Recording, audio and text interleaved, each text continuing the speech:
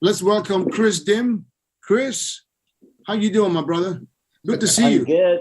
I'm good. Thanks you for having me on the show. Really appreciate it. Absolutely. It's called the Old School Roundtable, and you old too, so we can ask you. I call everybody old who comes on the I'm not in the 50 club yet, but I will be in one more year. See, but you're in the 40s, so that's considered old. That's massive. How you been, man? What's been going on, man? What's new? It's been good, man. I mean, just I wake up and I just, try to just keep myself as being blessed, man. If I'm, above ground every single day, I'm blessed, Yeah. I mean, I don't know if probably a lot of people do know, but I think there's still a lot of people that don't really know exactly what happened with you. I don't know if you're okay to talk about it. Oh man, I'm good. Yeah, because that's something that I wanted to touch on because I wanted the people to understand. Because I mean, Milos, we all know you as the Kris Dim, man, the dangerous Kris Dim, a bodybuilder who was on top of his game, and ended up in the wheelchair. Let's put it this way: you ended up in the wheelchair, which was not your fault. So can you explain to us really what happened? How did that happen? Well, basically, so you always think you're invincible when you're younger, every single time, and then the doctor would tell me your blood pressure and your cholesterol is high, and in my mind I'm like, I eat good, I'm healthy, I don't have to worry about that. And then as time progressed, what happened is that aorta started to expand, and then eventually it got to the point where it burst. So the first one pretty much burst. And I was training my clients, and next thing you know, what burst? What burst? The aorta. Oh. The main artery that's connected to the heart. Okay. So it burst. And I was training my client. I felt like 1,000 pounds on my chest. And this was the first time it happened. And so I was able to slow my breathing down enough, and then they took me in an ambulance. They told my family I was going to wake up. If I was going to wake up, I was going to wake up with brain damage and paralysis put together. That was the first time in 2000. One second. That was when you said the first time. That means it happened twice? So I've been cracked 3 times. Oh my God. And then they put the stent in for the, so I've been cracked twice. They put the stent in for the 3rd one, and the 4th one, they cut me from the back of my shoulder blade through my rib cage all the way to the front of my stomach, pretty much filleted me sideways. Took the stent out. And when I woke up, I mean, this is like fast tracking. When I woke up with a spinal cord injury. I couldn't move my toes. They put me in this ice suit for about 2 days. I couldn't figure out why, because I was freezing. And then I begged them to take it off. And then when they finally took it off, the doctor came in after 2 days. He looked like he was in tears. He said, Kris, he goes, there's a chance you'll never walk again. You have a spinal cord injury. And then that's when I try to feel my legs. I try to move my toes, and I couldn't feel anything. How did that happen? Did something happen while they were in there? Well, I gotta now, if I would have kept, basically looking into trying to do a lawsuit, I probably would have won. But what happened was they said it was suffocation to the spine, because there's, that many surgery that takes place. Every time you do surgery, it weakens up your spinal cord. And so basically it got to the point where, it was just something they said it was a suffocation to the spine. And, you got to remember, our system is from here to here, and from below, that's, basically there's nothing working. So because of that, that's how the spinal cord, it's called a T11 spinal cord injury, which is from the belly button down. And yeah, man, I couldn't move my toes. I tried to take the first step and I fell off the bed. They sent me to a rehab center for about 3 months just to transfer from, the toilet, from the wheelchair to the toilet, the wheelchair to the bed, just the basic things, man. And, when you don't have your legs working, let me tell you, it's the hardest thing because you can't do anything because you got to remember you're grounded from your legs, and when you don't have it, it's very, very hard to do anything, and it feels like Gumby, even like laying on the bed. If I'm trying to roll over, I can't roll over because the legs won't go, Right. So, but let me back up real quick because I want to just get back to the point where the first time this happened. So the doctor told you before it happened that your blood pressure is high and your cholesterol is high. He didn't prescribe you anything for high cholesterol or blood pressure, or did you just think that you can fix it yourself? I just thought that I didn't need it. We all think we're invincible. Do you know how high your blood pressure was at that point? Oh man, I wasn't paying attention, but I know it was pretty high. So you just didn't care. Yeah, and you know what? And that's what I try to teach the younger generation now, because as they're putting on a lot of weight, they got to look at their blood pressure because their blood pressure could skyrocket. And then obviously it can cause hypertension and a heart attack. And bodybuilders are okay with that type of news, I was okay with it. Because they don't understand. Some people don't understand that. Yeah. When you have a lot of water retention, when you just bloated in off season. Like, I'm just on the cycle. It's about it. And they just don't, and they just because you don't feel it, unless it's really super, super high, I guess, where you get a headache and your head is throbbing, you don't really feel that the blood pressure is high. So that's why I guess that's why they call it the silent killer, because it's not really telling you, hey, burp, there's no lamp that going off and say, hey, your blood pressure is above whatever it should be. You know what I'm saying? And as a bodybuilder, man, when they get that pump and they put on, 15, 20, 30 pounds or whatever, they feel big and so forth, and they feel like they're invincible. But on the silent side, their blood pressure is probably shooting off the roof.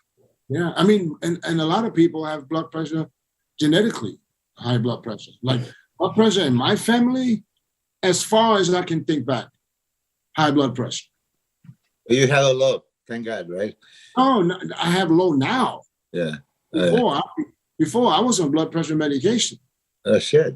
But Kris, which year was that happened? Which year was the first? 2007 on the first one when it burst. 2011. 2007. Seven.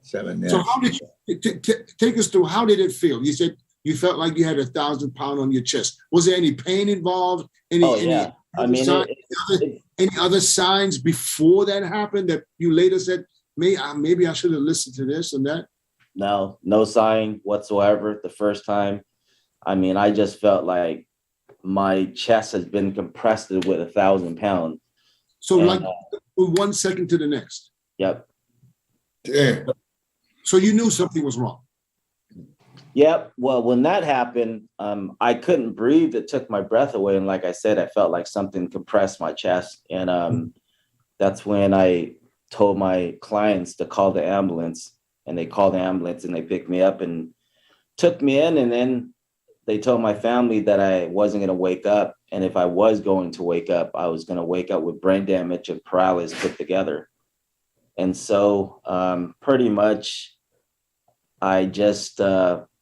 I got up and walking to point A to point B. It was like an old man trying to walk. I just couldn't, this is when I was still walking, and basically I started getting on a treadmill, started walking on a treadmill slowly, started picking up, 3-pound weights, 5-pound weights. And then next thing you know, miraculously muscle memory came back. And within 6 months, I gained everything back. And then that's when I didn't want to end my career like that. I said, you know what, I'm not ready to go like that. And I decided to come back in 2009 and competed in another show. And then Yeah, the one that Dennis won, Europa show, Super Show, 2009. Dennis, Yeah. you won that one, right? Yes, yes. But didn't the doctors, after you got released from the hospital, because you had your aorta fixed, right? Yep. So they basically cracked you open. They did open heart surgery. Yep. And put you back together. And then after that, did they tell you that you should get on medication? Were you on medication afterwards? No. We just Hey, Kris. They put me on a cholesterol medication, but as far as my blood pressure, I was able to keep it pretty low. okay. So it was good after that. Yeah. You see, I can jump in here because 2007, I remember you did the Ironman show, right, in Sacramento, Kris, in 2007, right, Ironman in Sacramento. And then shortly after this, months later, your training partner, Leonard Crabtree, one of the greatest guys, he calls me, and this is exactly how he says, Milos, they rush Kris into the hospital. He has an aortic dissection, which is that aorta when you get the pocket, and then when pocket, the blood is going, pocket can burst. And if it bursts, he has 8 to 10 minutes to be on the surgery table to be able to survive. So pretty much bleed to death inside, right? Yeah. It's like within minutes, like it's like it was just like, oh my God, he's not gonna even pull it through. Now, this man that we're talking to today, right? Not just that pull it through, he's going through second surgery, third, fourth, all the adversities in life. And I don't know how much you guys really pay attention, but for me, Kris is by far most inspirational guy of loving life, fighting for every breath, every day, every sunshine, right? And I like him to tell you more about it. I know that this is not just what you see, how much pain he has to go through every day and limitations. I don't know if he wants to elaborate. And still, I think he's one of the happiest guys I know today. Look at him.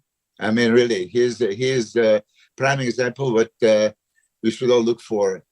Every day is a blessing. And Kris, I really commend you. You always warm up my heart. I lived through it with you, and I know all your pains. And just he's polite. He doesn't want to say it. For me, yes, it was a mistake of the surgeons. They cut it off a little bit too much. If he shows you the scars, he said they fillet him. There's a scar going all the way from the back to the front. I don't know if you pay attention, right? And things don't happen just by accident, right? It's a spinal cord, and it looks like it's a cut. And that's what caused the paralysis. So it can wear and tear. I am from a medical family, and medical doctors can always protect themselves by stating something to, be innocent. But, something happened. Yeah. I was gonna say, Kris, when the first time, in the hospital, when you couldn't feel your legs and everything, what type of things was different, like right away? Like, for instance, when I had my L4, L5 fused, but before that, I didn't have drop foot. I didn't have stuff like that going on. But the doctor told me I came there with drop foot. And I said, no, I didn't come here with drop foot, So when they did that, when I woke up, like you say, I couldn't feel my legs, I couldn't move anything. So I didn't know what was gonna happen down the road, but I did notice when they started trying to get me up, one foot was facing 9 o'clock, the other one was 12 o'clock. Did you have something like that? I don't know what's what. I mean, like I said, my bottom from the belly button down, it feels like Gumby. Even like sitting in the wheelchair, I don't know where it's placed. So I have to look down at my feet all the time because sometimes it's all weird angle and just it's just all over the place. And I've been to where I've transferred and and I'll hit something and my feet will bleed and I can't even feel it. I mean, if you would stab my legs right now, I couldn't feel it. That's crazy. You know, and the spinal cord is so important. Like, I don't understand how people don't understand how important it is, but you'll know when you really fuck it up. But for the most part, a lot of people, like you said, they think they're invincible. And I know a lot of bodybuilders should probably even listen in on some of these conversations we have, because it's all laid out there how things can happen, what can happen, and what you may be going through if it does happen. And I just, you know, I'm happy that you're here to share with us. Yeah, so like a lot of people don't know, they think it's a heart surgery. It's not a heart surgery. It's the main aorta that's connected to the heart. I mean, basically, so what they're doing is they're fixing the aorta. They're fixing that, you know, tube that basically connect to the aorta. So like they call it a silent killer for a reason. And the reason why is because you have to understand like Lucia Ball, Einstein, all these guys, they die from aortic dissection. And a lot of people always think, oh, they had a heart attack. It's not a heart attack. It's the main artery that's connected to the heart. And when anything happens with that and it explode, or you got to remember, it's like a balloon. Eventually it keeps blowing up, and eventually it just bursts. And that's exactly what happened with mine on the first time. And then the second time they told me, you know, about, I would say maybe 6 months later, they said your second part of your aorta is starting to expand to, you know, you need to get surgery on that. So they cracked me the second time. And then the third time, you know, the doctor who did the second surgery, he says, you know, if you go back to your original hospital, don't let them do the stent. If they do the stent, it's not going to hold up. You got to have them basically do a full cut and fix it the right way. But they talked me into doing the stent, and next thing you know, I started feeling that same pain again. And I actually drove myself to the hospital. And I drove myself to the hospital. I sat there in the parking lot, and I said, man, they don't have a good cardiologist. If I go in here and they do my surgery, I'm going to die. So I drove myself to another hospital. And How did you know that? Because they didn't have a good cardiologist, I remember. And because they always outpatient it out when it comes to cardiologist stuff. So next thing you know, I drove myself to another hospital. My blood pressure is 240 over 180. They took me in right away, and they did the surgery. That was probably because you panicked too. I didn't panic. It was just what it was because of the inside. You know, exploding as far as the stent. It didn't hold up. So the blood flow was going around the stent versus through the stent. And that's when they took me in on an emergency. They did the surgery. And when I woke up, man, spinal cord injury, but you know, that's. Did they tell you before that this can happen? Nope. Yeah, Kris, but this is why I asked you originally. 2007 is when the first time happened, right? But then 2009, you competed in a few shows. And when did this surgery happen when you got paralyzed? They did the second surgery, I believe, in 2010. So right after I competed, remember, I retired right after that. I did the Olympia, it was a 202 at the time, and then I didn't come in the way I want. And then I remember we did the Sacramento because I was already home, but it wasn't like a 202, it was just an open show. Yeah. And then I think I ended up taking fourth at that show. Yeah. That's your last show. Tony Freeman won that one. You know. So do you think that if you would have said, no, I'm not competing anymore, that you would have to went in for a second one and a third one? Yeah, they told me eventually I was going to have to get those fixed anyway. So regardless. Yeah. So my whole aorta from top to bottom is all synthetic. You know, it's fixed. I go in pretty much once every year and have them check do a CT scan to make sure that nothing, is expanded, nothing's crazy. So every year I go and get checked just to make sure. Yeah. I think that's the same thing that I think so. That's Boston Lloyd, that young kid just died from. Yeah, that's what he died from. He died from aortic dissection. Yeah. That's what burst. I think it was, this is just from what I heard, that his dad had the same issue and he had it fixed. And I think he told him to get it looked at, but I guess he didn't. But I guess, could this be genetics? Yeah, genetic with high blood pressure, high cholesterol, because you got to remember, a lot of people who's got high blood pressure, high cholesterol, their families and their ancestor, they all have it, the same thing. So it's just a genetic trait that, you need to take and get it looked at, as far as that goes. Wow. All right, let's go to something positive. Yeah, many things. I appreciate you telling the story though, Kris, for sure. Yeah. But let's go positive. And I know you still train people, don't you? Yeah, I still train a few people online, and then pretty much I'm almost cutting everything out. And then I train just a couple people now because I still like it, but for the most part, we got into CryoSkin, which is a fat freeze system. And, so now we own, I don't know if you want to call it a shop, but it's called Total Scoping. And what we do is we do the compression sleeve, we do the infrared sauna, just a bunch of different things. It's pretty much health and wellness for your average Joe. If you asked me 5 years ago that's what we would be doing, I would laugh at you, but it works for us, How about the sport of bodybuilding? How much do you still follow bodybuilding?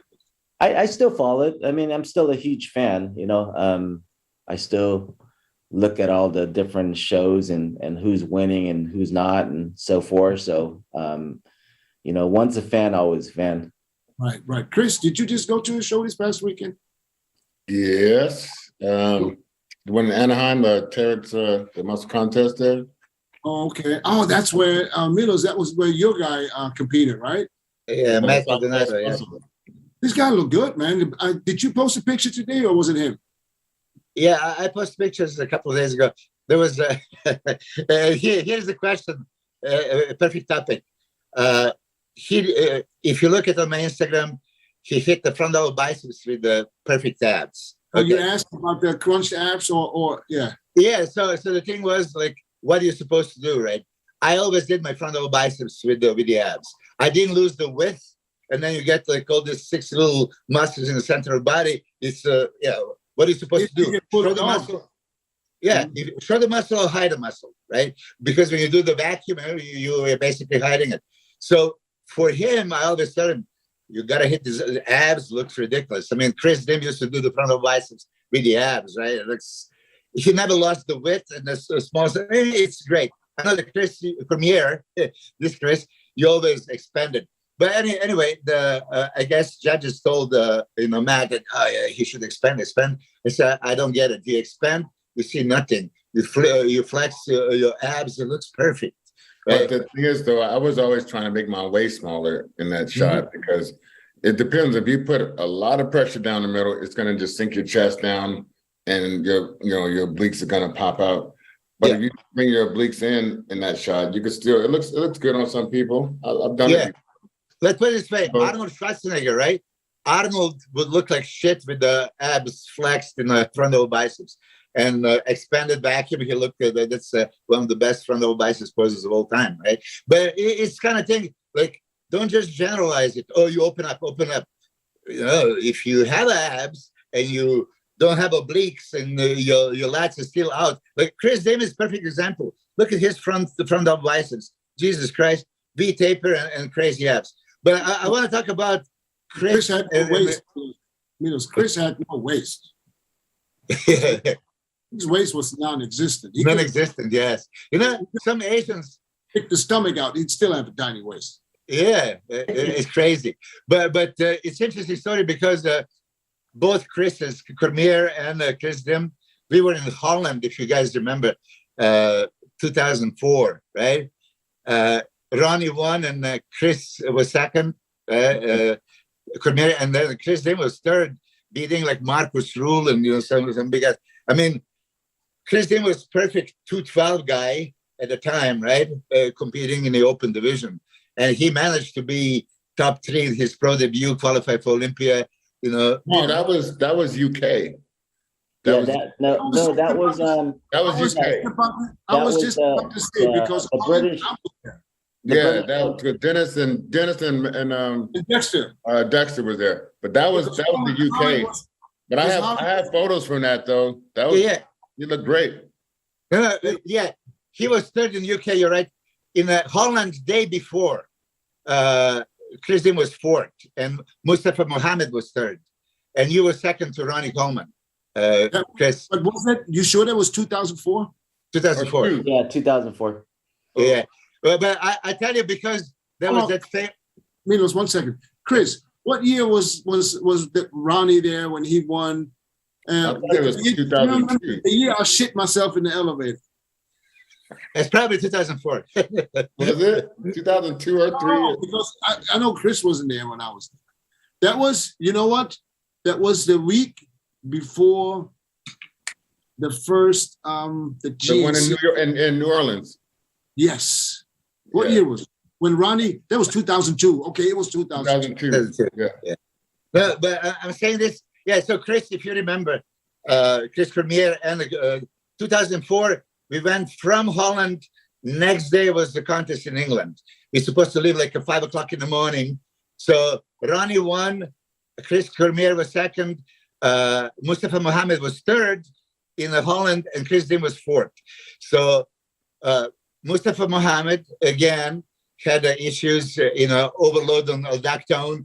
It was hyperkalemic. It was cramping up, all that stuff. And if you remember, we were going out that night. Kris, you were escorted with the 2 ladies on the stage podium for posing and all this stuff. So anyway, there was a big party that Kris Dim and I supposed to join you guys. And as Kris and I were leaving, I told Kris, like, hey, listen, let's just check on Mustafa Mohammed. I had that bad feeling there was something going on. Remember, Kris? Yeah. And then we got into the room. Ronnie Coleman is inside trying to, massage him and unlock his legs and all this shit. Like the deja vu from week before at Olympia that we did this. So the bottom line is, again, paramedics came and paramedics insert the goddamn IV with the potassium, which would kill him. So you told him not to do it right away. I remember. You're like, no, don't do that. Yeah. He's high potassium. He's gonna die.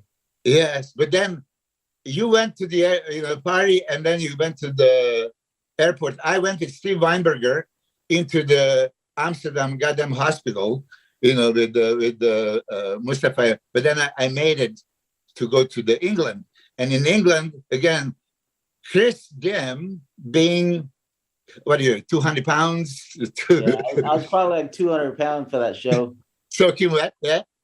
It was beating Marcus Rule, right? You placed third, you qualify for Olympia again. I mean, people don't realize you qualify for Olympia in your pro debut, placing third besides Lee Priest and Dexter Jackson. And I'm beating Gustavo Badell and all other kind of guys. And that's 2003, right? The 2004 in the beginning, right? So what I'm saying is you were at that level. You were one of the guys that everybody was kind of looking forward because you were a true giant killer. You were first Asian sensation before anybody else. People always ask how I got here. I was willing to work just a little harder than everyone else. Every damn day. If I can have hundreds of hours back, I'm gonna grab them. Spending hours prepping chicken, rice, and vegetables, F that. I rely on perfect nutrition. I rely on trifecta. So you posted the other day, they took you 16 years to get to the pro level.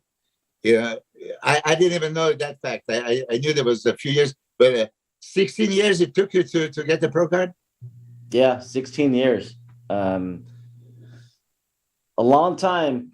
You know, every year I put on about 5 to 7 pounds. You got to remember, I was a 98-pound wrestler my freshman year in high school. You know, so it was a lot. It was hard putting on weight, but you know, I just believed. Oh yeah, I believed in myself, and I don't know if you guys ever see that picture of looking into the mirror and seeing yourself as a lion, the kitten seeing themselves as a lion. That was me. Like, you know, when I told people I was going to be a bodybuilder, you know, when I was 98 pounds soaking wet, they laughed at me. They said they've never seen a buff Asian in their whole entire life. You know, that'll never happen. And I just didn't care. It was like the naysayer to me. It's like, you know what, I'm going to focus on what I'm going to do. And every year I put on 5 to 7 pounds every year. 5 to 7 So you pounds. had naysayers to start your career. Did you use that as energy or as to fuel your fire?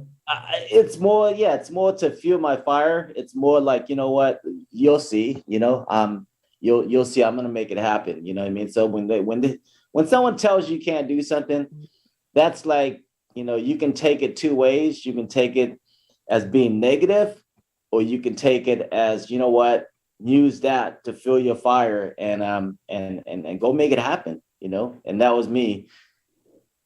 Yeah, I do remember just 2002, right?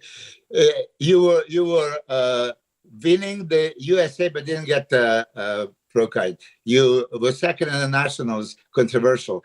Then 2003, there was USA that you didn't want to compete, but then 6 weeks before the show, you decided to compete, right? And then you lost to Richard Jones. So you guys don't know. Kris told me, Coach, if I don't qualify to be a pro at the age of 30, I'm quitting. So there was only one last show, the Nationals, 2003. And really, he was going into that show that, okay, if it happens, happens. If it doesn't, it doesn't. This is Kris' story. So after 16 years, he finally made it. And then immediate impact. What Kris has, that nobody else has. He competed in 3 different divisions in Mr. Olympia, 212, open division, and a wheelchair. So he is definitely a record holder there. Yeah. How long did it take you to turn pro, Kris? Cormier, real deal. Yeah. Well, I was, like I said, I had naysayers also the whole time. So I was always like, I had an underdog mentality about it. And so I did, a few men's titles. Okay, I won the Cows 90, 91 USA 4th.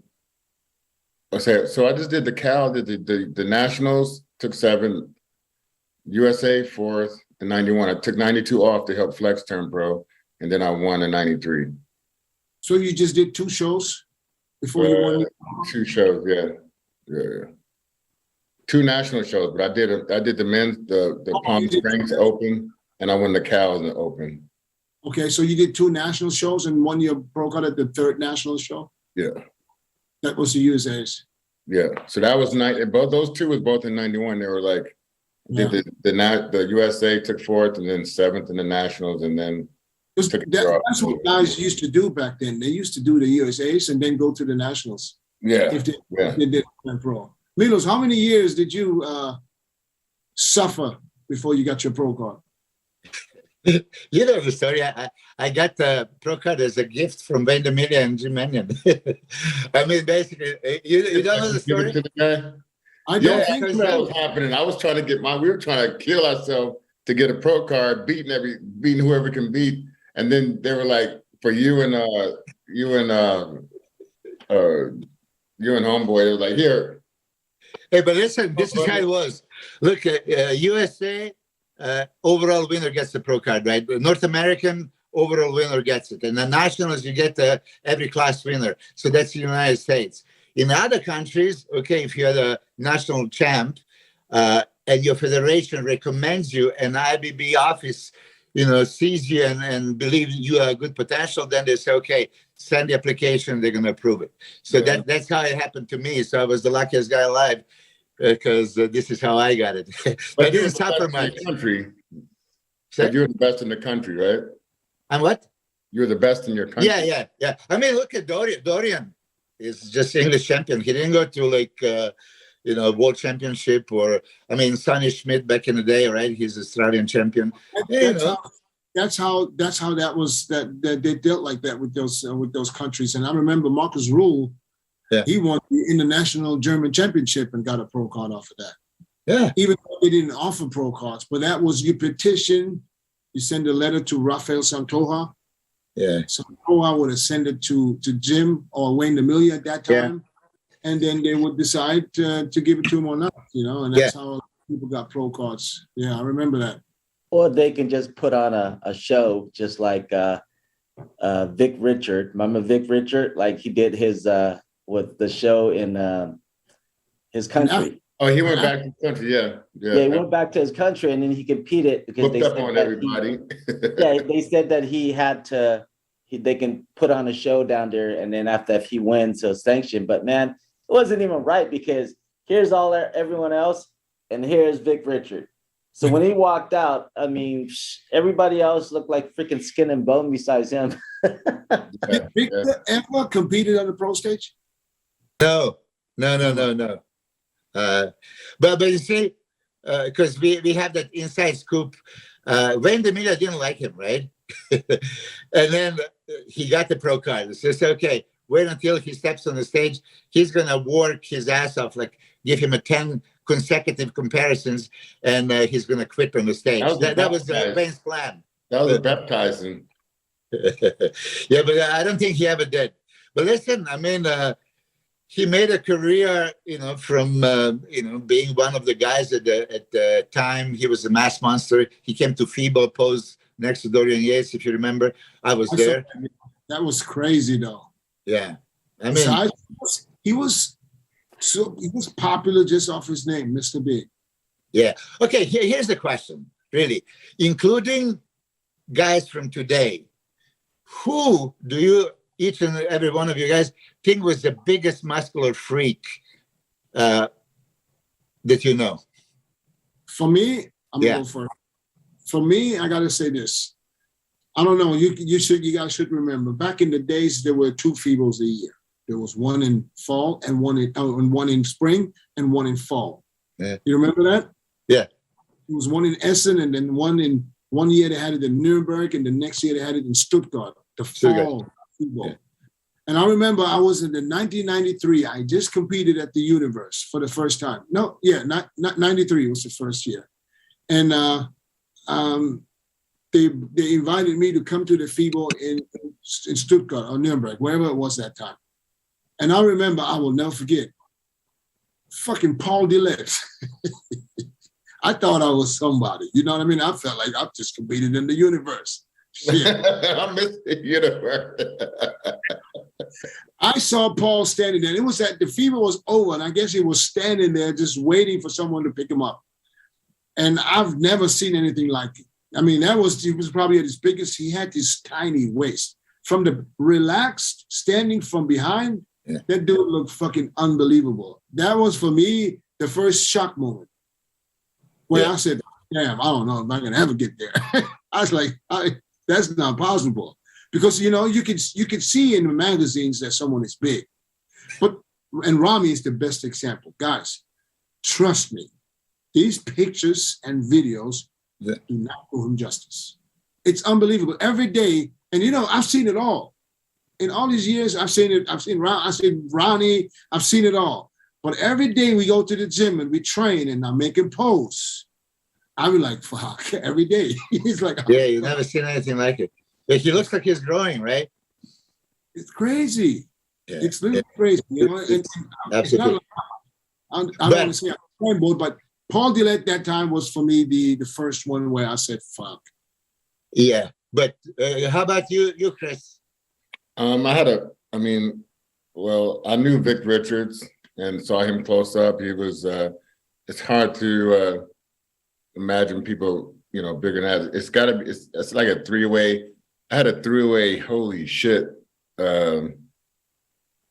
between Vic Richards, Paul Dillette, and Big Ramy.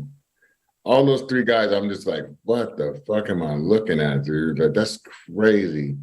The first time you saw Ramy was 2013 in New York. Yeah. First time. So that was the first time close up when I was talking to you when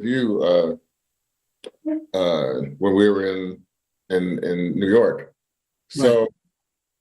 But it's just that being 5'10", 5'11", maybe, and that wide and that thick, and then to see him pumped in front of you, like it's a pump muscle, like that right there was it was mind-boggling, man. And to say Paul Dillette, he was so wide, and he was so wide and so tall.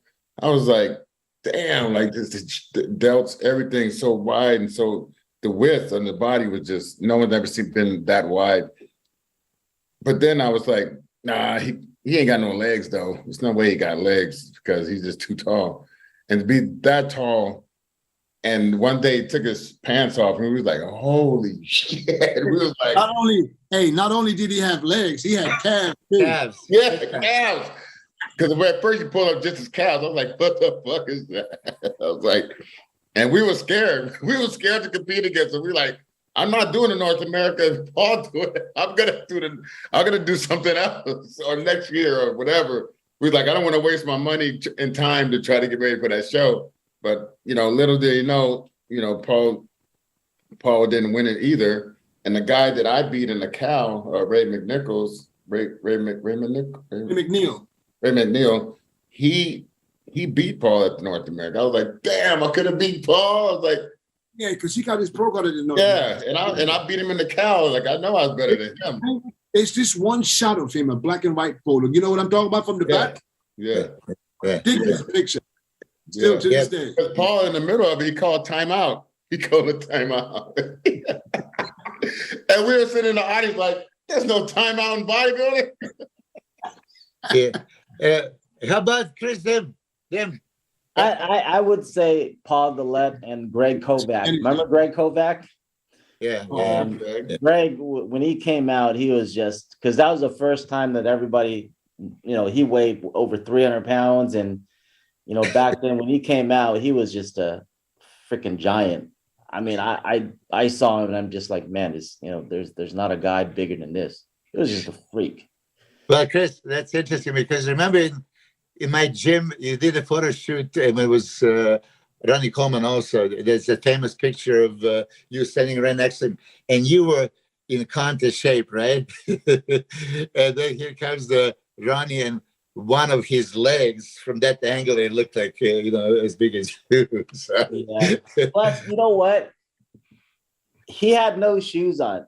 I mean, he had shoes on and I had no shoes on. So he looked like a freaking giant. Yeah, that's why. The shoes didn't. But listen, okay. I think that Ronnie, 1 year in Russia, I think it was 2005. I mean, he didn't kind of over dehydrate, deplete, and he was just a monster. I don't know if you guys seen some of those pictures. A few days ago, there was that front relaxed pose from. Was that the Russian guy Fedorov got second or third? Fedorov, yes. But I mean, Ronnie was enormous. I would always say, look, Marcus Rule is the guy that was really freaking me out every time because he was uncomfortably big. I mean, everything about him was like, Jesus, had huge shoulders, huge chest, huge back, huge biceps. It was just, for me, when I look, super freak. Okay, let's do this. What was the freakiest bodybuilder ever on stage? What year, what show? What athlete? Oh, man. See if somebody feels the same way I think. Well, the one of them, I gotta say, Dorian Yates. No, Kris, no. We go with one, not one of them. Okay. Ronnie Coleman, 2003 Olympia. Let's choose one, huh? Ronnie Coleman, 2003 Olympia. Okay, Kris. Ronnie Coleman, also. Which year? I would say 2007. He was the biggest. When he came out, is that 2007 when he came out looking like a king? No, that was 2003. Was it 2003 also? I think he was 2007, he wasn't even in it. Okay. Yeah, he was like fourth, 2007. Remember? Yeah, he got fourth. I'm talking freaky. Okay, Ronnie, of course, 2003 is legendary. Absolutely. But Marcus Rule at the Night of Champions, the year he was the Night of Champions, was like a fucking cartoon character. Yeah. Oh, hold on. When he won or when he placed fourth? Hey, listen, he won the show when as soon as he walked out for his mandatories. He stood in front. He already won the show. Yeah. I wasn't there, but yeah, I could imagine. There's still videos out there. There's videos where you can look at Marcus Rule. What was it? 2001. Yeah, I'll Google it. I didn't see it. Bro. What about Phil Hill? Phil Hill at the Night of Champions. I never met Phil. I never seen him.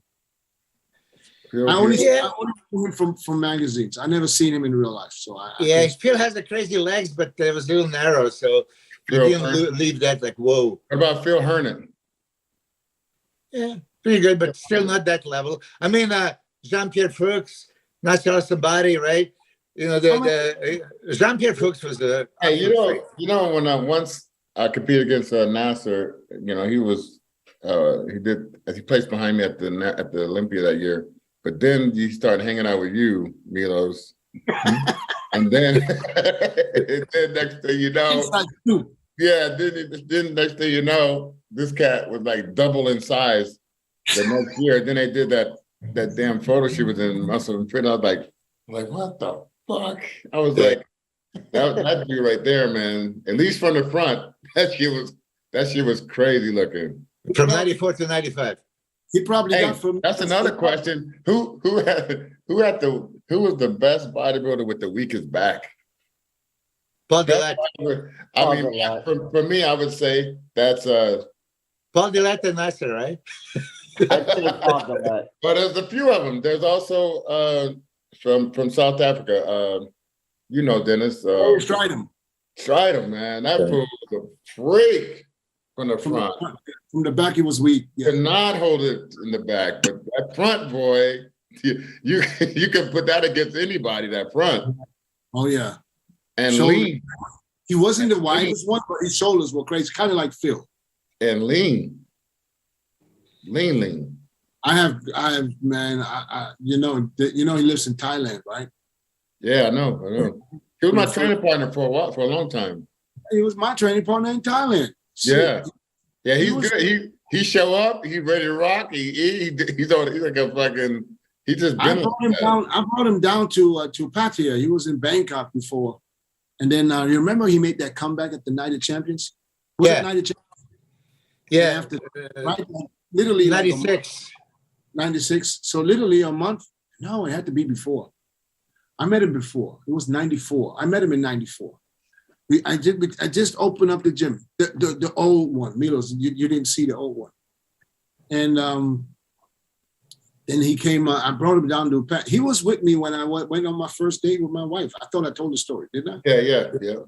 So I don't want to repeat the whole story, but there was some great. I didn't hear it with Finn. Well, I didn't hear it. Yes, you didn't hear that? Yeah. So here's what happens. I see Sin. I come into the gym, the old gym. You know the new one. The old one he didn't see because I had a little coffee shop in there. We had a kitchen, and I come in like late afternoon. I walk into the coffee shop. I sit down, and there's two girls sitting on the table. I didn't think, I just do my thing, drink my shake, and then after a while, these two girls get up and they walk out. And when I walk out, I got a little look at the booty. You know what I'm saying? I was like, hey, I got to look in. I see them doing the fucking U-turn and they're turning over to the workout part. I mean, the gym, and then talking to one of the German guys that I knew. And then they left. So after that, I talked to him. I was like, I went to the guy. I said, listen, who's this, man? Who? I said, that's my girlfriend. I said, nah, the other one. He said, that's her sister. So I said, hook a brother up, man. Come on. So the next day, he gave me her phone number. It's a fucking true story. So I didn't call for like 3 weeks. After 3 weeks, I called her, and she said, "Oh, I think you never called." I tried to ask her out, so she was so shy. She said, "I said, listen, I want to take you out for dinner." And then she said, "Yeah, but can you bring her sister?" I said, "Because she's scared." I said, "Of course, bring your sister." So now what the fuck am I gonna do with 2 girls? I called Gary. "Gary, we on a date tonight, man. Come on, we gotta go." Well, I bring Gary. We basically going on a double date for the first time. Yeah, And so then- that's 94? No, that was before, man. That was before. I mean, I love your story. When you told me first time, you're in Germany, you're going to Thailand for vacation, and 2 then weeks. stay for 20 years. No, 15, 2 weeks. I had a ticket with Philippine Airlines. They don't even exist anymore. I went to Thailand for 2 weeks. After 2 weeks, I was like, you know what? I ain't going nowhere. I stayed exactly 14 years and 11 months. Why did you leave? Why? Yeah. Why? Are you asking me why? Yeah. Why did you leave? There's too much shit going on at that time. I said, I want to get the fuck out. And you know what? And I'm glad I did. Because if not, I would have never be where I'm at today. Right. You know what I mean?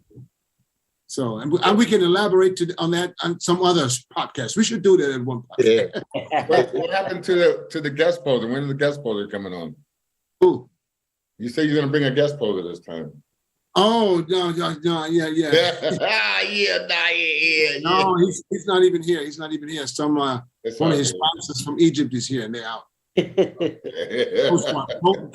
KO squad. Okay. Yeah, homeboy's there. Another one next week.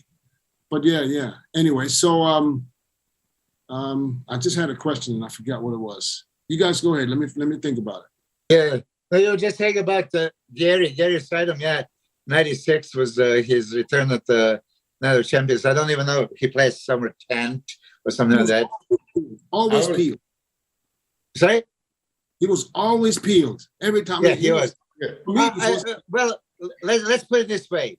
1988 in that Olympia. This is first Olympia I've seen live. I think, Kris, you were there too, right? We were watching 1988 in LA Olympia. Yeah, I was there. Gary Stridham was most peeled fucking guy, but from the front side, everything was happening. When you turn around, there was no back, and that's why. But conditioning wise, it was ridiculous. I mean, and there was some pro show like a couple of weeks before the Olympia that he won, and he was like dramatically bigger. And then you see him 2 weeks later, like, whoa, what happened? But completely peeled, but super empty. Like, he had a full chest and shoulders always, so he would never go flat there. But I But never, he lifts his arms and never turns seen- it back, loses. hey, Milos, I never seen him doing any cardio though. You ever seen him do cardio? Nope.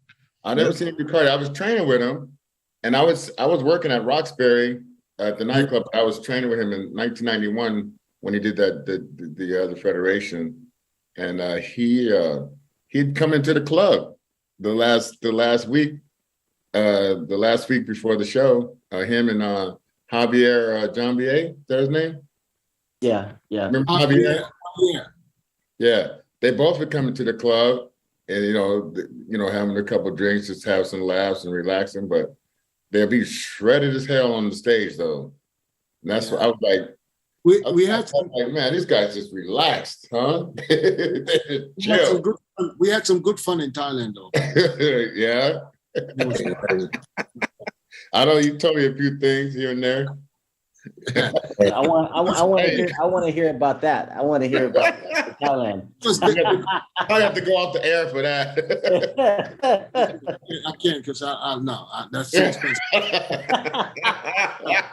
Well, Kris is Cambodian, right? So Kris, Milos, the question that I had for you though was for me, back then, was insulin in the late 80s, early 90s, was insulin already a thing?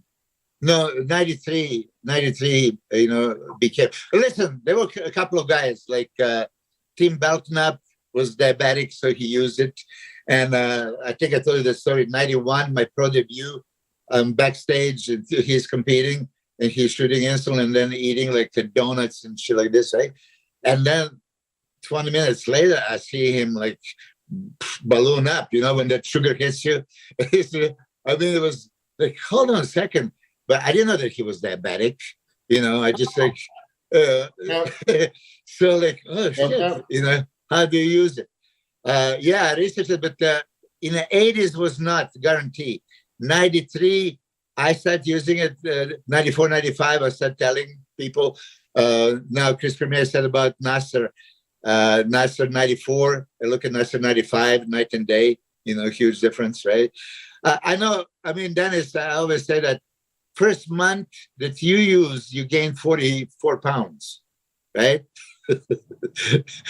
20 kilos. Oh, man. So that's the thing. The numbers I don't remember. I remember very well because I was like, wow, 20 kilos. I blew up like 7-Up. That's all I know. But listen, the funny thing is I wasn't using none of it. And I was just like, these guys Chris, are getting big. But I wasn't using but it. I have to say, it wasn't like the protocols they do today or in the last 10 years. That was a light one. I'm talking 10 units. Yeah. That was for me. I don't know. I hear stories. I don't know what you do with the guys today, but I don't think that you would tell anybody to do 20 units 5 times a day. No. Listen, but I would go as far as 2020, right? Yeah, but during workout and after workout. Yeah, yes. For me, it was 10 in the beginning. Then we started. Yeah, 10, I think it's 20. 10 intra. Yeah. Because remember, we had Dorian came out with that black and white picture, and later on he revealed that it was the insulin. Remember when he came out with the black and white picture, and everybody was like, "What the hell?" The picture 6 weeks out from Olympia. Yeah. Yep. He won the Olympia that moment when pictures were publicized. Right?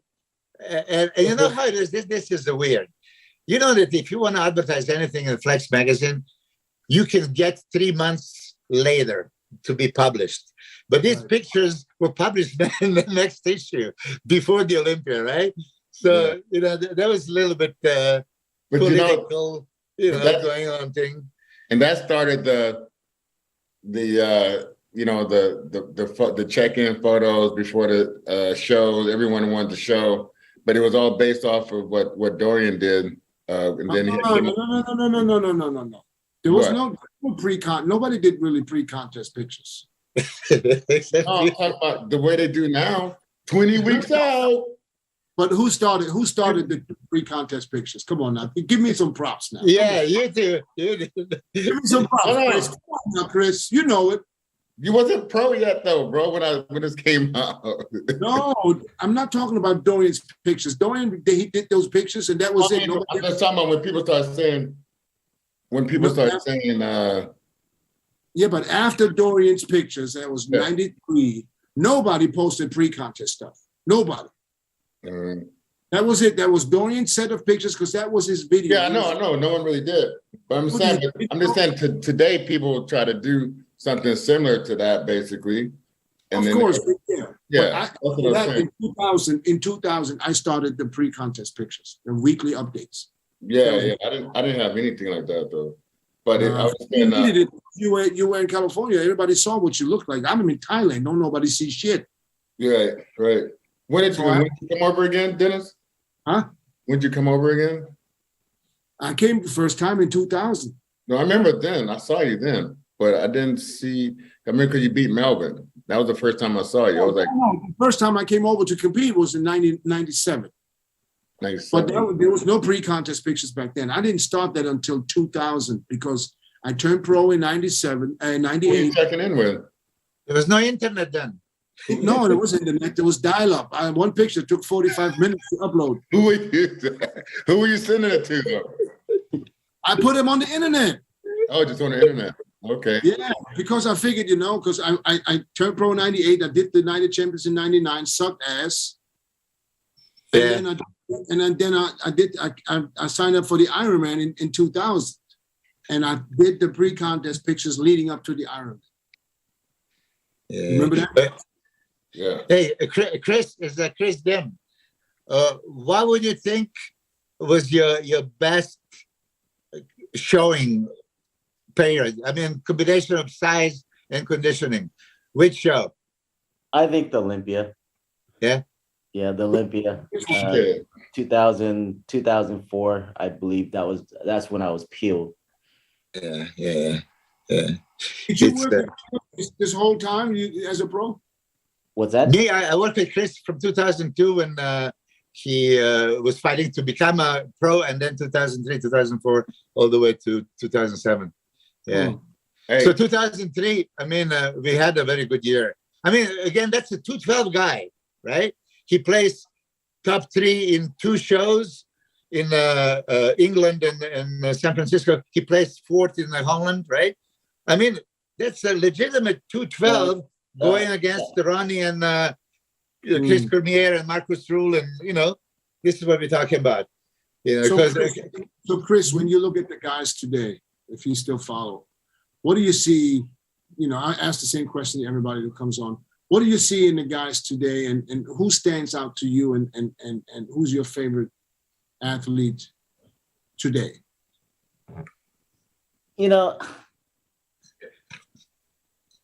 I would say, as far as a freak goes, I would say Nick Walker. Nick Walker he just looks freaky as hell. This year is just, I don't know what he's doing, but he's getting big as hell, when it comes to that. But as far as the best genetic, I would say who just came out, that Andrew Jack. I really, really think that he's gonna go far, just because he's got everything. He's got size, symmetry, fine line. I really think that Andrew Jack is gonna shock some people. Yeah. Why is people talking about Andrew Jack potentially pulling out of England? Yeah, that's what I heard. I was just, me and Rami, we went to the gym this morning at 6:30 to do cardio, and just before we were done, Andrew Jack comes in to do cardio. So he's I don't think he's. I think it came off of someone saying it sounds like he may be out of it. Like, it wasn't like a definite, but people are thinking he may be not doing it for some reason. But I mean, you could understand both ways. I mean, I think he needs the work myself. You need to get up there and be able to go. Each time is the best thing. I think for him, it would be perfect to do in England to get the most each time. Yeah, and possibly, there's a good chance that he could win this show, and he's going into the Olympia with 2 wins. How much better can it be? Oh, they're gonna. Yeah, you want to try to make that first call out. Right. You know what? I don't know. Did we talk about this last week? I want to see on the Olympia stage. I want to see a call out with Andrew and Samson. Yeah. I think I'm sure you get that one. Samson do it. I don't know what the hell happened to him. Yeah, he is dedicated. I just talked to him 2 hours ago. Elaborate. I mean, listen. So here is typical example. Okay, typical example. Guy who was quite good, very muscular, potential, all that stuff. So now discovering how can we maximize it? Okay, everything, maximize it. What can you maximize? Nutrition, caloric intake, protein count, right? Okay. Pharmacologically, we all did what we did. It's not that much. Insulin is in equation. Insulin was not in equation in many things. And I know, Dennis, I know that you don't give insulin to the guys. And many people don't. I'm still huge believer as a strong anabolic agent that can transfer everything. If you say like this, okay, you have a twin brother, and one is going to do anabolics, everything else, and this guy's going to replicate everything and add the insulin. Okay, who's going to have a bigger hypertrophy, more muscle grow? I would bet my life at any moment this guy is going to far exceed. So why bodybuilders, we train and eat so much and do supplementation to get as big as possible. So why would I, if you ask me, okay, Milos, I remember how you said before, is anything else I can do? Well, so Samson, yeah, I would like you to do the insulin. And first you start with the 1 day, maybe 2 days a week, and then, okay, maybe every body part.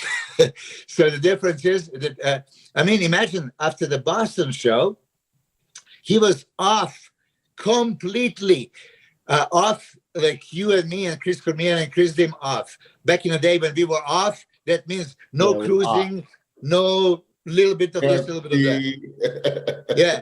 But you see, insulin is not going to affect your HPTA, hypothalamus pituitary testicular axis. So you can be off, but be on insulin. And boom, I mean, you see what happens. So, but that also means One you out have of to a eat. few that can get that big. So What? this doesn't work with everybody like this, because he's one of the very few. But that is, you blew up 40 pounds in 1 month. I'm saying it's one of the few. Not everybody has the same results, you know. Yeah. It's like the fluid in the muscle too. Yeah. Because what surprises me the most is that how lean he is. Yes, he cannot get fat. You know, I mean, listen, he's been, you know, to add up the calories, he can't eat anymore. Okay, so let's do the protein shakes. He was even drinking weight gainers, right? You know, and you see him guest pose 2-3 days ago. It looks great. You know, so these kind of things. So it's the blast genetics. And listen, Samson is super motivated to get that first call out and then go from there. You know, so and I believe it's 100%. I believe it's going to happen. You know. So how much calorie is he taking in right now? I mean, now it's 15 weeks down, so now we're scaling down, right? So At its highest. 8,000. You know, when you calculate everything, 8,000. Yeah, but listen, he's super dedicated to this. He tasted it. He realized, okay, and now the aspirations get higher. So it's no secret that many people see him as one of those dark horses that could come in and just mess people up. I think he will be the biggest surprise at the Olympics. Yes, not just you. I mean, because let's face it, he has the shape, he has the size, he has the width, he has the thickness. Posing presentation, oh my God, you know, he is there. And he is loving what he is doing, and it shows. He is loving every second on the stage. Like we know some guys just work it off. And I mean, this is just incredible. Many of those guys, they don't even know their angles. I mean, Chris Cormier, right? Chris Dim, right? You guys were great posers, Dennis too.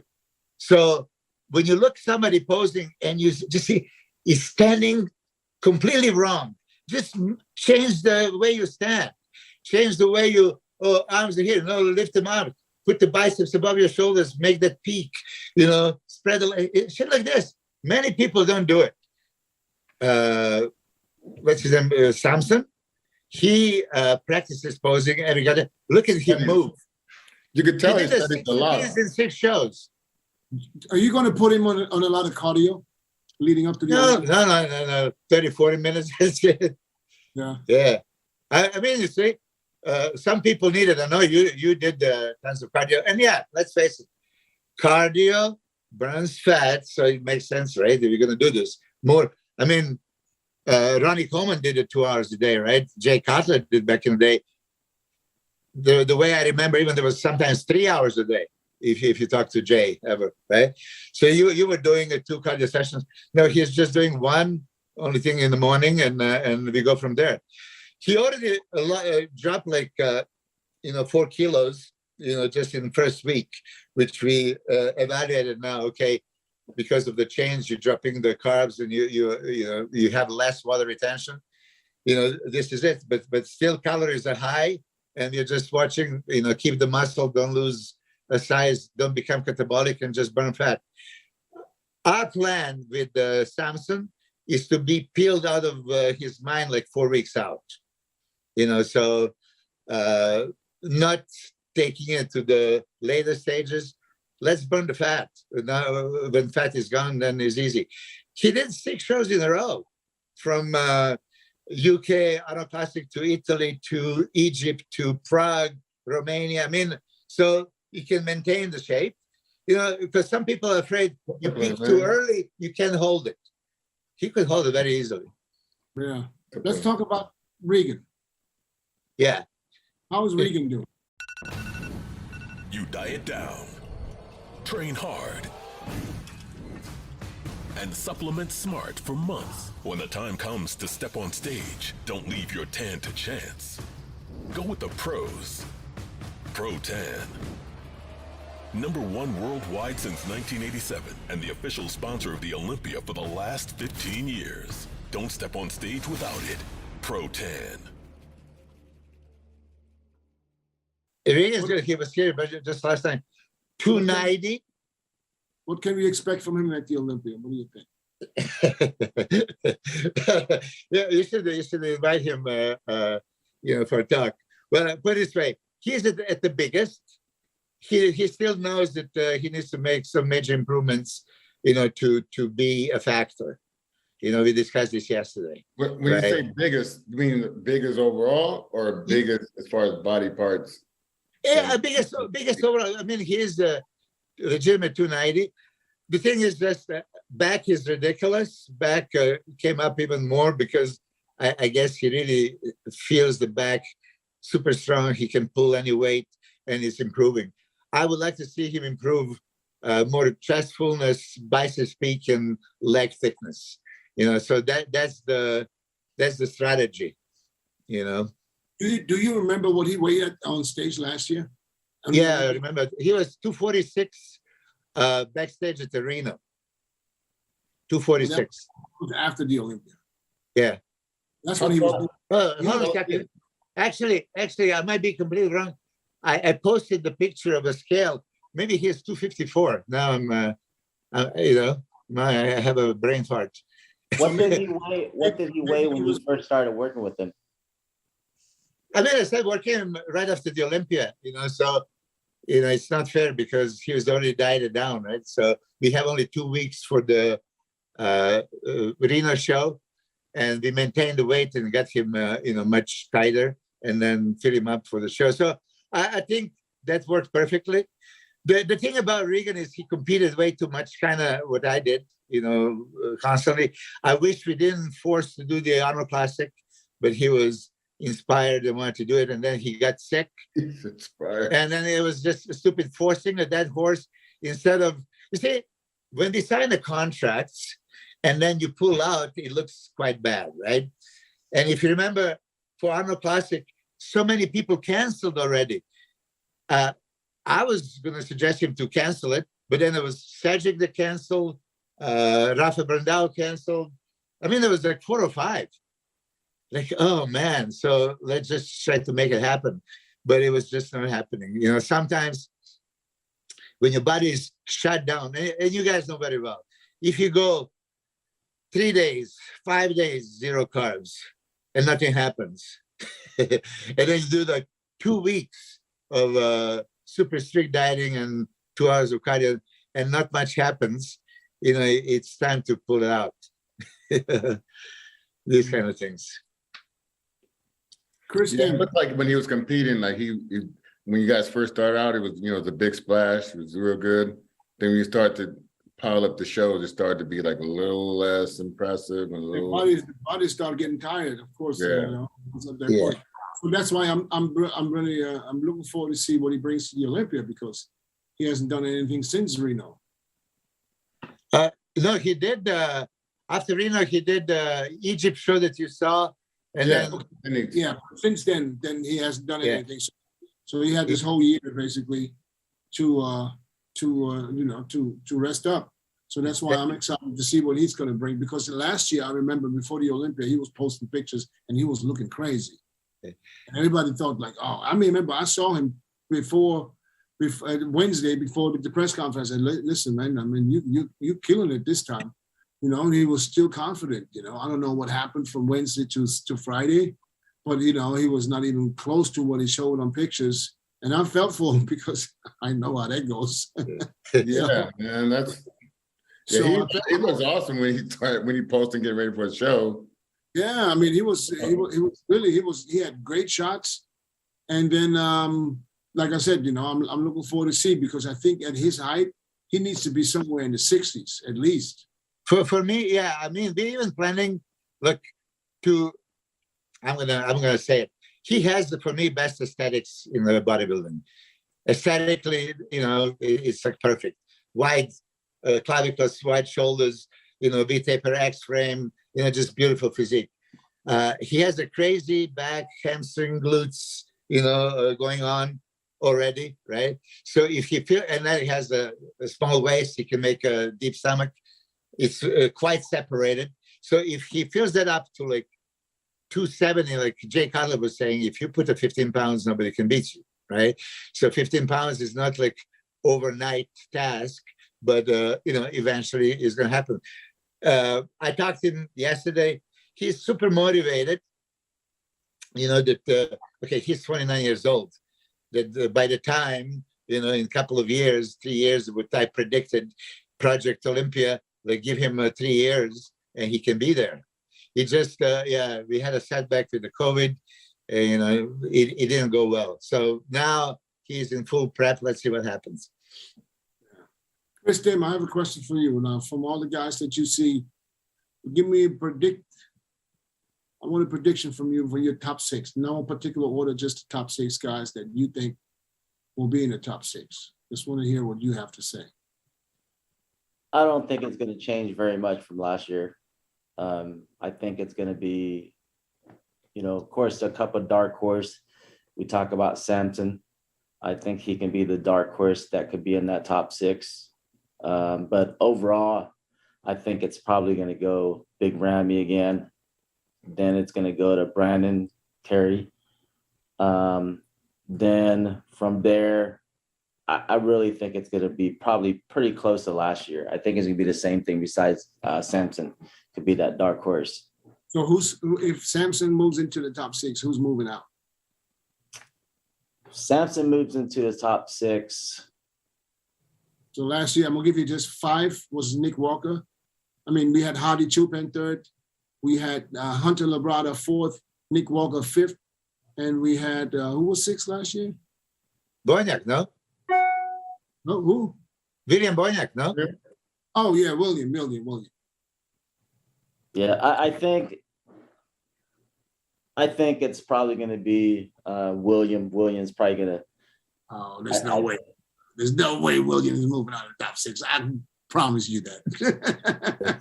Yeah, he's thinking because he took 6 last year, but last year wasn't his best, and he still can manage a 6. He had a lot of complications. Kris, did you see William at the Arnold early this year? Yeah. No, not you. The other Kris. Sorry. Call him Kris. Yeah, no, I mean you might be right. I mean, he might be in that top 6, and then it might be one of the other guys. It could be. I thought you'd be going for the short guys, man. I don't see Hadi moving out of the top 6. I mean, he's going to be probably, I would second. Say second. I say Hadi Choopan is going to be second to Ramy. Yeah. That's your top 2? I agree. See what? So if that's the case, then we would. No, don't listen to Milos. Just give me what you think. No, I mean, if that's the case, who's probably going to be down? Then I mean, the only other guy that basically can move out the top 6, if Samson move in, it would be Nick Walker. Or Hunter Labrada. There's Hunter Labrada. Yeah, you're right. It could be Hunter Labrada. It's between those 2 guys. Who's out? Dang. I think this is it's gonna be so hard. And especially with the new guys, with Samson, with Andrew Jack. Listen, let Andrew Jack bring the hands and the back. Oh, let that happen. But Dennis, you're in Dubai. Why don't you stop Andrew Jack and ask him to pose for you? He would. No, but the thing about this, let him bring in the glutes, the hamstrings, and the back for England. Then all these shit's gonna change. Yeah, you're right. Start changing shit up.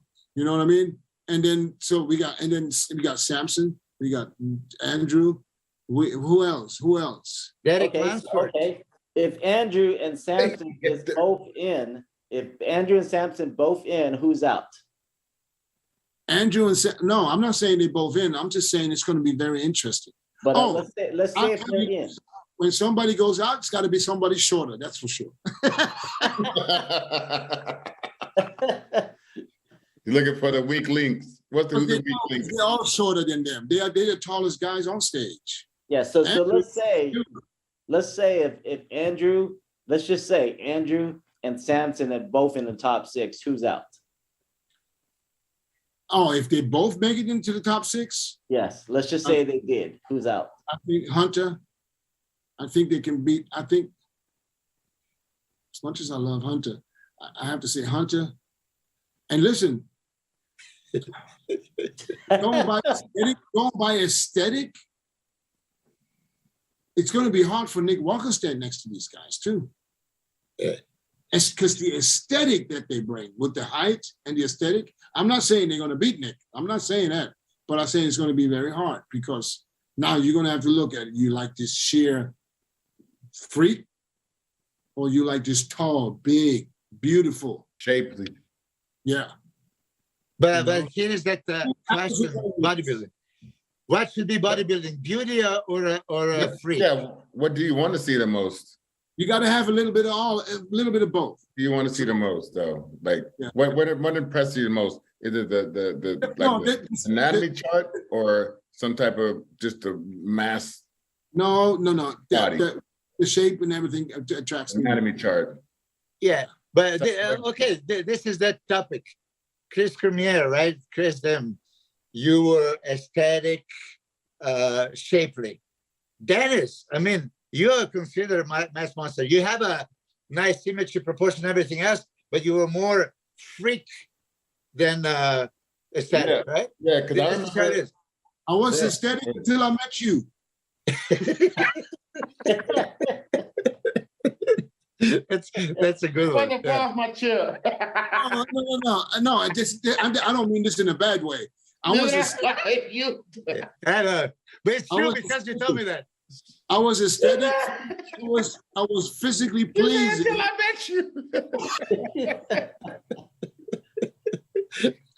No, that's Milos Maximus. No, Chef. here's the thing. Milos Maximize Sasha. I met Milos, and then I went aesthetic, but in a bigger version. Yeah. Until I started going nuts and thinking I need to get even bigger. Because look at it. You stand next to Ronnie. I remember the photo shoot. I mean, goddamn, you were doing it next to Ronnie, Oh. most muscular and shit. Dennis, I tell you at that Arnold Classic we did me, you, and Ronnie in the first call out. 2001. I know when they said most muscular, I was like, there's nowhere in hell I'm hitting the crowd right now. There's no way in shit in hell your last day in hell. I'm hitting the crowd right now. I'm all I like, will say, I'm all like, it's about. I remember Let me when just I was add going with that to shit. Coliseum, Milos's gym. And I remember Dennis James walked in, and he walked in a string tank top. And that was like the biggest freak that I saw at that time. It was just like, I'll holy put Dennis shit. against anybody in the history of bodybuilding with that shit. Yeah, with him gym. in the tank top, he's Mr. Olympia, man. The guy, I mean, you're a freak. Like Even didn't you have some in Thailand too when you got big? You were big like that in Thailand too, right? No, I was still training in Oh, time. you bought a car or some shit, posted up. No, that's in the car. That's in Germany. That's between 2004 and 2007. Oh, okay. I got Okay. listen, 99. I met Milos at the backstage at the New York Club. 99. So, and I went back to Thailand after that, and then I got a fax, like a 25-page fax. Oh, remember that shit? Wait for a fax to come. He said he's going to fax me something for me, some information. And this shit kept coming. I ran out of fucking paper. I had to put paper in because it kept coming. It kept coming. It kept coming. So, and then I had a talk with Milos over the phone because I said, you need to explain this because this is, I don't understand. And then, and then it just went from I zero. mean, but so Kris Cormier, right? You're competing 2001 against Ronnie. See how he's switching up the subject? No, but I didn't switch up. Because I was going to say, so I know I prepared Dennis to fight you and Ronnie and other guy, Dexter and so on, right?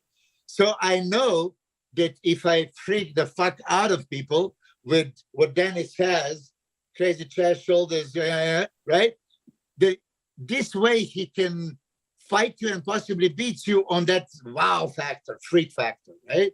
That's why you didn't want to do the most muscular pose next to Dennis, knowing what Dennis looked like in that pose, right? Crafty vet. Yeah. So, but you know what I mean?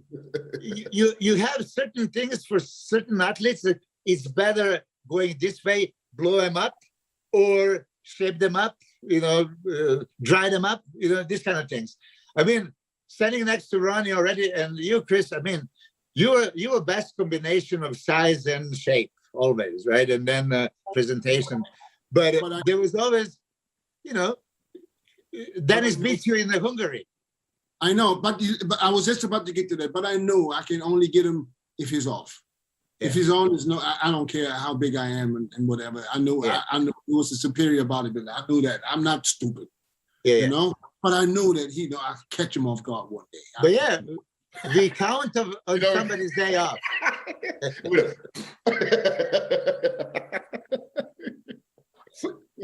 But yeah, it happens, man. It happens. That was a good time back in the Coliseum. I was with Kris, and there was a phase where everybody was there to train, almost everybody. But but Milos, I came down to Coliseum, and Milos, he helped me through an Arnold Classic before. 2002 or 3, I don't remember now. Yeah, but you taught me a few things that I wasn't aware of, with the different detail stuff that was very helpful in my career and still helpful to this day with my clients too. Different stuff you taught me. But listen, and we were competing against each other, all this stuff, right? It doesn't matter. For me, it was always share the information. I mean, I met Dennis backstage at the Night of Champions. We competed against each other, right? And here I am volunteering information.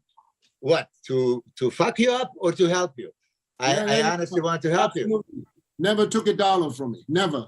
Yeah, I helped a lot of guys too, that some prominent stuff in the sport. But I like that about a lot of us, even on the road. We hey man, can you come? Can you help me do this or whatever? It was just fun to go against a lot of the guys and see who wins, see who don't win or whatever. But we got another show coming up, and possibly get a win there. Yeah. Kris, who did you have the biggest rivalry against? Kris liked everybody. He was from the Shaolin Temple. No, yeah, I think it was. I know what Milos is going with. I already know. You had a rivalry with someone? It was a bad write-up on Flex magazine. And so what happened was they asked me, what show is a lot more competitive? Is it the Australian show or is it the San Francisco show, right? And so I said, there's more competition at the San Francisco show than there is in the Australian show, right? And I got turned around.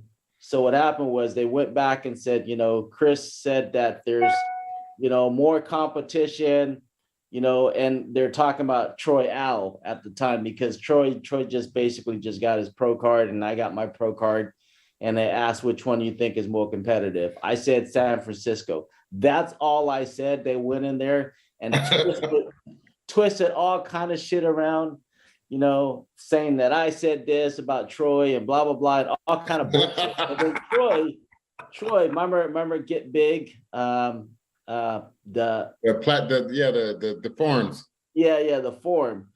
So then Troy started writing all kind of shit about me, and then so what happened was I call him and say, hey bro, I said, what's going on, man?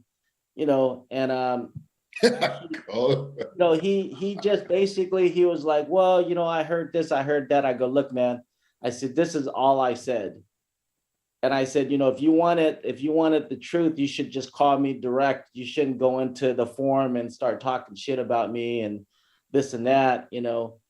And then what happened was his wife at the time turned around and freaking went off on him even more, saying that, you know what, I told you to call him direct.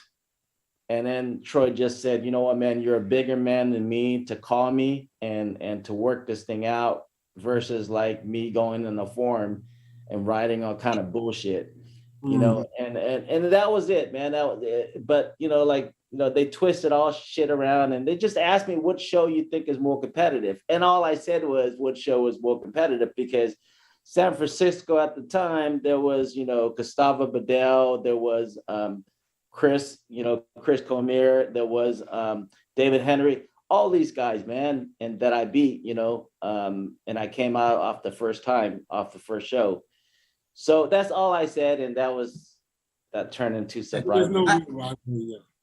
I was actually more thinking of Richard Jones. You know, we don't talk much about Richard Jones, but remember how back in the day, you know, he was really considered next big thing. You remember? They put him on the cover, and I really love his physique. By all means, I've seen Richard Jones at Weider police games, and he was competing in the police game show. And I saw him, and I was like, what the hell are you doing competing here? You're supposed to be, you know, in the USA and you know, eventually to the Olympia. And then he finally entered that show. The problem with that show was, you know, I was giving Richard some advices, right? You know, for the show, and Kris didn't supposed to compete. And 6 weeks before the show, you know, Kris, you tell me, okay, you want to compete? It's like, oh shit. You know, but Richard is competing, right? I say, you know, I don't care. You know, you believe you can easily beat him, right? And then it didn't happen that time. So Richard was first, you were second. I was looking for that rivalry because I remember back then the way you were explaining is like, yeah, you're not concerned. And Richard has one of those physiques that really, if he put good 5 years of pro mentality and developing, you know, he would have been great. Whatever happened to him? Whatever happened? I don't know. He's the last time I heard that he was a cop, and that was the last time I heard about Richard Jones. But you're right, 100%. When Richard came out, and then right after that, they're saying that, you know, because they kept comparing him to Shawn Ray, and he hated it. He hated that comparison of him and Shawn Ray, but you know. I mean, I would love if somebody could compare my body to Shawn Ray, but I know, I didn't think that was a slap in the face. Yeah, I don't know what it is, but he did not like that comparison whatsoever. But Richard, when he came out after he won the USA and after he got his pro card, I thought he was going to be the next big thing too. I really did. I mean, you know, you gotta give credit where credit is due. And I don't know. And then he did the Olympia, and then, you know. Yeah, at Olympia, he overdieted. He was like, oh my God. Was that Olympia? That was 2004. He faded there, and then Troy too. Troy Allen faded there. I beat both of them. So that was kind of I remember that was the year where we had that pizza backstage. Yep. I don't know where we went, Dennis. Everybody and Kris come here. You're falling all over the pizza. You're like, I don't know. We have to go back out on the stage after that. That was actually not done. Wait a minute. After the Olympia, I was having a dinner with you, Kris, and Leonard Crabtree. When I got that phone call in the middle of a dinner, Shawn Ray calling me, room 505, Mustafa Mohammed, you know, run. You remember that was the time. He had another incident, and we had to take him to the hospital again. Yeah, that was the time. Okay, here's the question, Kris, because you're like 212 guy. So let's say if back in the day there was 212, And we had Shawn Ray, Lee Priest, and Flex Lewis, all at their best. Who wins? I'd say Shawn Ray. All right. Dennis James. What you said, Shawn Ray, Lee Priest, and Flex Lewis? Yeah. All that best. I got to give it to Shawn. I got to give it to Shawn at his best. Absolutely. Yeah.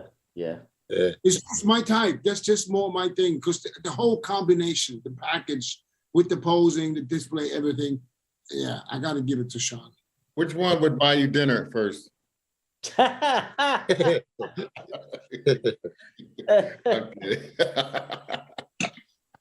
Well, that's easy to. You want to got? Hey, let me tell you guys a story about Shawn Ray. No, he'll go ahead. He doesn't care about this. He knows, because it's the truth. You know, remember the Flex Pro? I got to tell this story because I never realized. Let me give Shawn a little bit of credit here before I tell the story, because I heard about him. You know, everybody, you know, not paying, never coming out of the pocket, blah blah blah. I heard that before, but I gotta say, when I was in California, Shawn took me to, I don't know what restaurant it was, and he actually paid. So I tell myself, why is what is all these people talking about? You know, so maybe that was just one time for me to feel more comfortable. You know, I don't know, because I remember at the Flex Pro, I don't even know if he remembers, at the Flex show in was it Santa Monica? You remember that show? Yeah. You know, he's like, we sitting there, Shawn said, all right, let's go to Firehouse, go eat. So we drove. We drove in two cars. He drove in his car, I drove in my car, and behind him, right? And then he's right in front of me. I can see him right in front of me. He calls me on the phone. He's like, hey, I'm halfway down. Hey, I got my wallet. I left my wallet at the hotel. How did I know?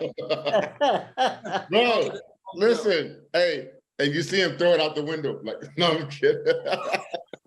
But bro, you know, I know him since as teenagers, and we used to go to Scissor all the time. And one day he was like, "Oh yeah, let's go to this competition, and you driving, right?" So we drove. I'm like, "Okay, all right, I'll do it." So I drove his ass all the way down to San Diego to see a show. We came back up, but every time we go to Sizzler, he had Sizzler all the time back in the day. He didn't never have his wallet, dude, ever. And we was like, man, we teenagers. He had it in his sock. Yeah, I know. Well, I'm dropping your ass off at this big ass house. I don't know what to say. Well, on that note, guys, as always, I appreciate you coming on. Our time is up. Kris, Dim, man, thank you so much, man. And hopefully we'll get to do this again one day.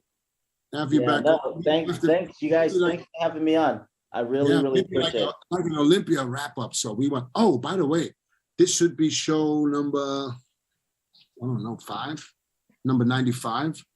So I have the 100th show coming up. I want to do something special. I'm trying to see if we can get like 6 to 8 people on at the same time, you know? So maybe somebody just to do like an anniversary episode. But no, like something like after the Olympia, like an Olympia wrap up and stuff like this. So I hit you with some ideas on the group chat. There you go. Yeah, if you're not too busy being a fucking TV star. Hey man, look at my hat. I know, that was the first time I see Kris Cormier in a suit. I was like, holy shit. You know what I'm saying? You feel me though, Kris? You feel me though? But Milos, are you going to the T-Mobile Arena on Saturday? Of course, man. Oh, motherfucker.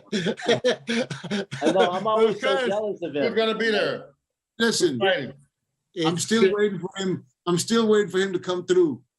Well, listen, you know, eventually, of course, it's going to happen. Yeah, I'm going to be in Vegas.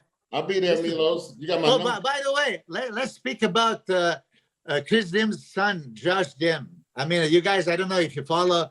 He is like absolute. And now you're just extending the show for another 30 minutes? No, just briefly. You know, Uriah Faber, right? Uriah Faber, California kid, alpha male. Yeah. So I saw him there. I'm sorry? I'm sorry? Just on a wrestler or what? Just on a wrestler? Uriah Faber was wrestler back in the day, and then champion in UFC fighter. WEC, yeah, and he's the top contender. But anyway, he's the top fighter. So I told back in the day I play basketball with Josh. He was like 6 to 8 years old, and I beat him. And then Uriah Faber says, "Oh, that's probably the only thing I can beat Josh now because they're fighting." Josh, Kris Dim's son, is the certified killer that you heard that here first. He's going to be in UFC, soon enough, and he's going to make a splash. It's just like one of those. Kris, how old is your son? He's 28 now. Did he wrestle? No, he does the MMA. I mean, he trains. Wrestle? You wrestle? Why didn't you have him wrestle? Well, he wrestled back in high school. Yes, but, I mean, yeah, you gotta have some kind of wrestler. But he does everything. I mean, so he's on Team Uriah Faber's team. What is it? Alpha Male. Team Alpha Male. Team Alpha Male. Yeah. Okay. Yeah. So I've known Uriah before he was even Uriah. So him and I've been friends for a very long time. How did that happen? And basically, Josh has been training at Ultimate Fitness, which is Uriah's first gym when he was about 10, 11 years old. So he's been training for a while. It's just that now he's 100% focused. So he's doing the fight pass on UFC Fight Pass.